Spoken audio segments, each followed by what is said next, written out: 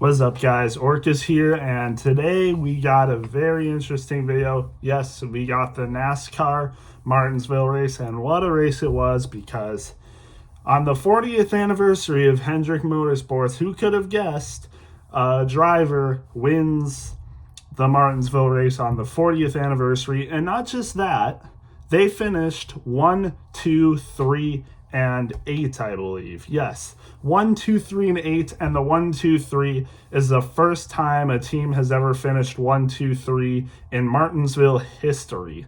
So not only was it their 40th anniversary, they also had a driver win the race, and they also finished 1, 2, 3, which is absolutely crazy. I mean, can Hendrick Motorsports be stopped at this point? I mean, realistically, yes.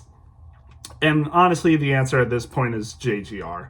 I don't see any other driver from any other team at this point being able to contend with Hendrick Motorsports besides JGR. It's probably going to be all JGR and Hendrick Motorsports drivers in the championship 4. Heck, I wouldn't even be surprised if like 6 out of the 8 or 7 out of the 8 drivers in the final 8 in the playoff series are Hendrick and JGR, and then maybe like 1 or 2 drivers from other teams at this point, because they just all seem insanely dominant. Like, it doesn't look like they can be stopped. I will say JGR had a rough day today, but you know, you can't always be amazing at every race. I mean, there's been a lot of races that Hendrick Motorsports wasn't even particularly good at this year. But it's either JGR or Hendrick Motorsports that always find a way to win these races. Like I said, I didn't say this, but there's only been one driver so far that hasn't been a JGR team member or a Hendrick Motorsports racer that has won, and that was Daniel Suarez at Atlanta, which is a super speedway track, which is notorious for basically anyone can win. So besides a super speedway win, Hendrick Motorsports and JGR have won all the races, including another super speedway win, which William Byron won. And now he's won this race, and now he already has 3 wins on the season.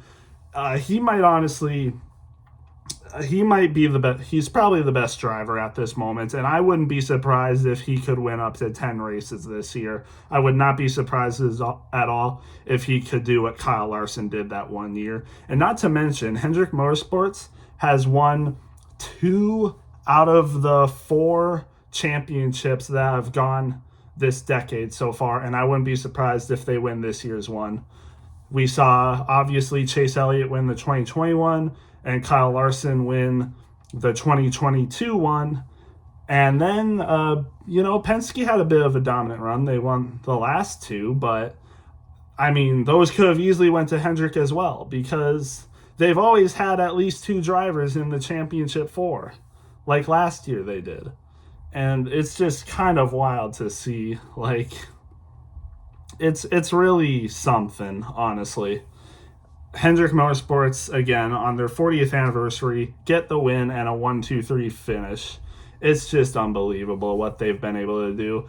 And not to mention, like I said, Kyle Larson finished second. He got a stage win this race. And even though I did say JGR didn't do that good, Denny Hamlin was in the race the entire way through and won stage 2. And the only reason he didn't have a good finish is because he pitted when he probably shouldn't have during the overtime. And yes, I forgot to mention, this race went into overtime because of John Hunter Nemechek.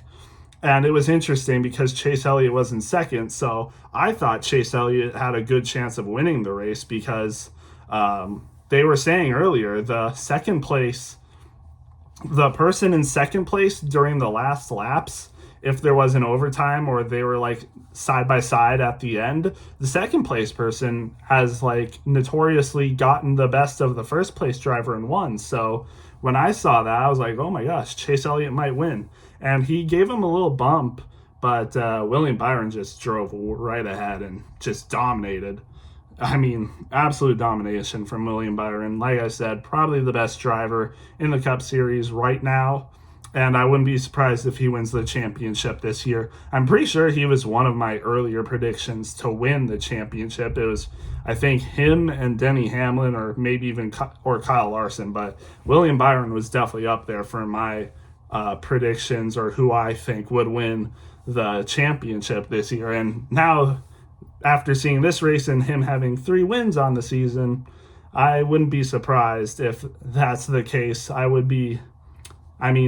would just fit perfectly now. And like I said, I wouldn't be surprised if he has another dominant season like Kyle Larson did in 2021, where he had 10 wins. But yeah, that's just basically what it was.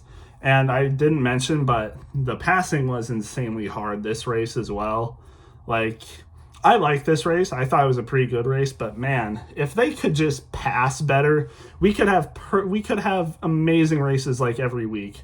I just wish there were more passing. Like Briscoe said, he was running in the top 10 basically the entire day, but the one issue he had was I can't pass anyone. So pit crew, you're gonna have to do your best and get me up there, because I can't pass anyone, and neither can anyone else pass anyone. So that's just how it was. And they were even having trouble passing lap cars. As soon as they were getting to the bumper of them, the lap cars were just driving right ahead. Nemechek was one of the problems, actually, who ended up having that tire problem with 3 laps left to go, which caused an overtime. They couldn't pass him. They were right to his bumper, and they couldn't pass him. And as soon as William Byron got past him, just a little bit after, Nemechek's tire went out. So just kind of interesting. I wish the passing could be better, but that's just kind of how it goes. Again, I did like this race a lot better than Coda and Phoenix, I would say. Probably up there with Las Vegas. But again, I just wish there could be more passing.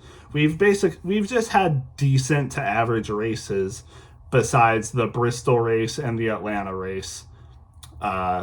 So it's whatever. Hopefully we go to Texas. We finally get a 1.5 mile track again. So I'm hoping Texas can put on a show, because honestly, I'm more of a fan of Texas than most people are, I would say. So I'm looking forward to that. But anyway, I'll get to the standings for this race. Obviously, I said William Byron, Kyle Larson, Chase Elliott, top 3 drivers. Bubba Wallace Jr., though, had a very good race.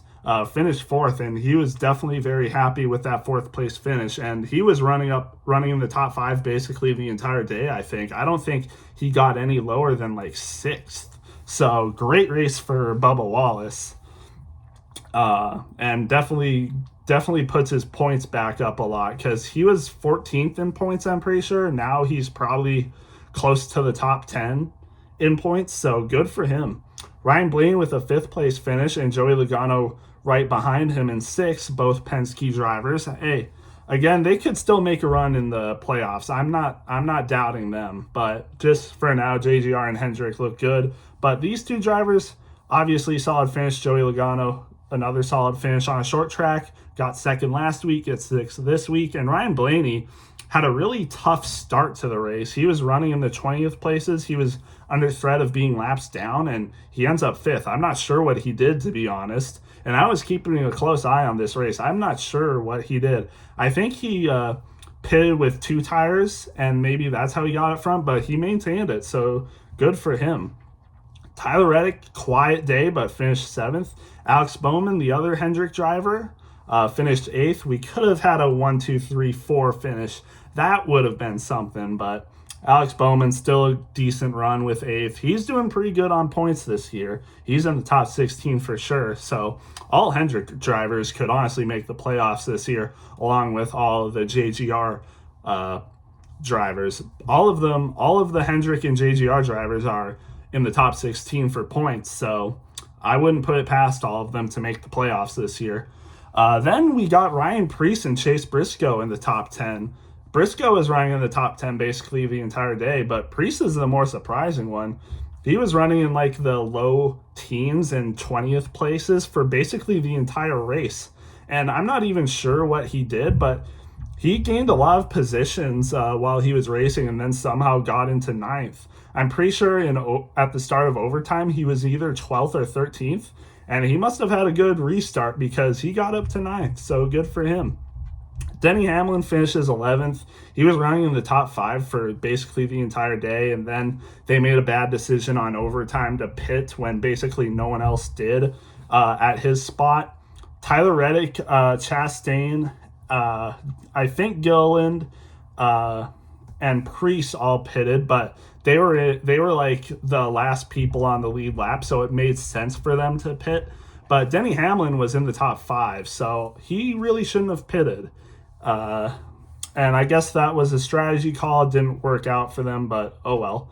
Eric Jones actually got 12th. He was someone that pitted on the lead lap too in overtime and ends up with a 12th. Decent finish for Eric Jones.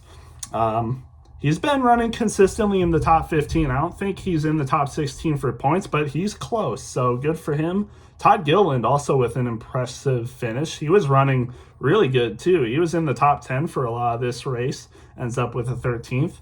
Ross Chastain with the 14th finish, and then I'm pretty sure Chris Buescher was the first person a lap down in 15th. It was either Chastain or Buescher, I can't remember, but I'm pretty sure it was Buescher. Not bad race, 15th place. Kyle Busch, 16th place. Carson Hocevar, the rookie, with a 17th place finish. Good for him. Josh Berry and Hocevar are pretty close, neck and neck. Unfortunately, Josh Berry didn't have a great race. I'll get to him later, but just had some problems. But Hocevar, if you just run like you should for a rookie, not bad finish. Spire had a really good start to the season, I will say, but they've really dropped back a lot. But Hocevar, I think, has definitely been the best Spire Motorsports driver thus far. Truex, unfortunately, had some problems. Just went on a weird strategy. Along with Ty Gibbs, they finished 18th and 19th. Just unfortunate running for them. Truex had some issues. He was in the top 10, but unfortunately, just things didn't work out for either of them. Noah Gragson ends out the top 20. He was in the top 15 for a little bit, but I guess he just didn't have a great car. But oh well. McDowell with the 21st. Suarez with the 22nd. Cindric with the 23rd, and Brad Keselowski 24th. Unfortunate. I thought RFK was going to do a lot better this race, but I guess they didn't. I don't know what happened with them, but they're normally good at short tracks along with the other Fords. I mean, Stewart-Haas had decent places. Preece and Briscoe did anyway. What's their name? Penske had a good day, except for Cindric, who finished 23rd. And then Josh Berry with the 25th. Just unfortunate day for him. I think he was bad on pit stops, but that's just how it was. Kaz Gralla with the 26th. Not great day for Rick Ware or Colleague. I'll get to some Colleague drivers right now. Josh Williams and Daniel Hemrick, 27th and 28th. Not great races for them. It's just unfortunate to see the smaller teams drop back a lot now, when they were honestly running pretty decently at the start. Not Colleague, but Rick Ware. They were all honestly running pretty decently for the first couple early races this year, but they've fallen back. Ricky Stenhouse with the 29th, and then Justin Haley, the Rick Ware racer, in 30th. And then 31 and 32 is Zane Smith and Corey LaJoie. Spire is now having troubles when they were looking pretty decent at the start. So unfortunate for them. Harrison Burton 33rd, Austin Dillon 34th, which is shocking. He just got a new crew chief, and he finished 34th based on pure speed. So I don't know what's wrong with Austin Dillon. I think he has to retire soon. It's unfortunate, but yeah, I just don't think Austin Dillon has it in him anymore. So it's unfortunate to see. Maybe he can go to Truck Series or something like his brother, but we'll just have to see. Christopher Bell had a rough race, had a flat tire. He broke a tire, actually, broke the wheel, and then he had a flat tire or something. So unfortunate day for Christopher Bell. John Hunter Nemechek obviously got that flat tire and broke his tire as well. I think he didn't finish this race. His tire was actually on fire and stuff, and as they were pitting him to the garage, it was still on fire. So unfortunate for John Hunter Nemechek. Hopefully he can bounce back. And then David Starr, I'm pretty sure his name, just a fill-in driver, finished last. Actually didn't finish the race. I don't know why, but oh well, didn't finish the race. But that's the Martinsville race. Not a bad race. Definitely not the worst race of the year. Just another decent race. Probably, like I said, around Las Vegas, a Las Vegas kind of race, probably like a 74, 73, 75, something around that. Definitely not as good as Bristol or Atlanta, but not a bad race. So I'm quite satisfied with the racing, even though it was hard to pass. But now we get to look forward to Texas. Finally, another 1.5 mile track. We haven't got a 1.5 mile track since Las Vegas, like I was talking about, which was the third race of the year. And now I'm pretty sure we're on the, 8th race of the year. It's been a lot. So, yeah, just, again, a good race. And, we'll see you for the next video, which will probably be Bad Batch episode 12 breakdown. We'll see you then.